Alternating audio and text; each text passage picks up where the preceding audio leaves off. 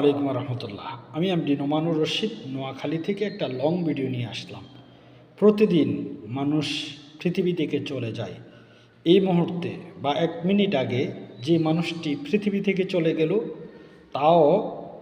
তারও পৃথিবীর বুকে বেঁচে থাকার অনেক ইচ্ছা ছিল। সে অনেক দিন বাঁচবে, সেই চিন্তাধারা, সেই চিন্তা চেতনা তার ভিতরে ছিল। কারণ কখন মৃত্যু হবে মানুষ তো জানে না। তাই আমরা দীর্ঘদিন বেঁচে থাকব, সেই চিন্তা আমাদের ভিতরে থাকে। আমরা যে হুট করে মরে যাব, এই চিন্তা আমাদের ভিতরে নাই বিদায় আমরা ভাইয়ে ভাইয়ে দ্বন্দ্ব লেগে যাই।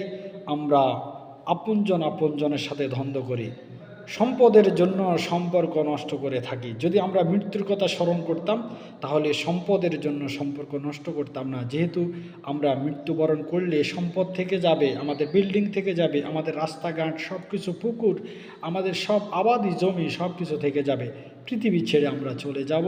এই জন্য আমাদেরকে মরণের কথা স্মরণ করে অন্তরকে নরম করে বেশি বেশি নেক আমল করার মন মানসিকতা রাখতে হবে। যদি আমরা সেই মন মানসিকতা রাখতে না পারি, সেই মন মানসিকতা রাখতে ব্যর্থ হই, তাহলে আমরা বেশিরভাগ অন্যায় অপরাধে আমরা লেগে যাই। এই জন্য আমরা চেষ্টা করব আমাদের দ্বারা যেন অন্যায় অপরাধ না হয়। এই জন্য আমরা মরণের কথা স্মরণ করব। যেহেতু রমজান মাস একবারেই আমাদের কাছে চলে আসছে, রমজান মাস আমরা পেয়ে গেছি, তাহলে আমরা অবশ্যই নিজেকে সংশোধন করা উচিত। এই মুহূর্ত থেকে, এখন থেকে আমরা নিজেকে সংশোধন করব। আমরা অবশ্যই পরকালের জন্য সামানা জোগাড় করতে হবে। পরকালের জন্য আমাদেরকে সঞ্চয় করতেই হবে।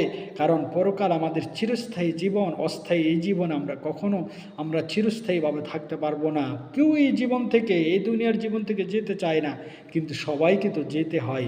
ধনী বলেন, গরিব বলেন, শিক্ষিত বলেন, অশিক্ষিত বলেন, ক্ষমতাধর বলেন, যত মানুষই থাকুক না কেন, পৃথিবীর ইতিহাস বলে কেউ থাকতে পারেনি, কেউ থাকতে পারবে না।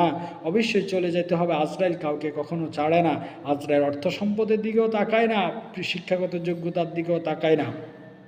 আজরাইলকে কালো কে লম্বা কে বেটে এগুলোর দিকেও তাকায় না।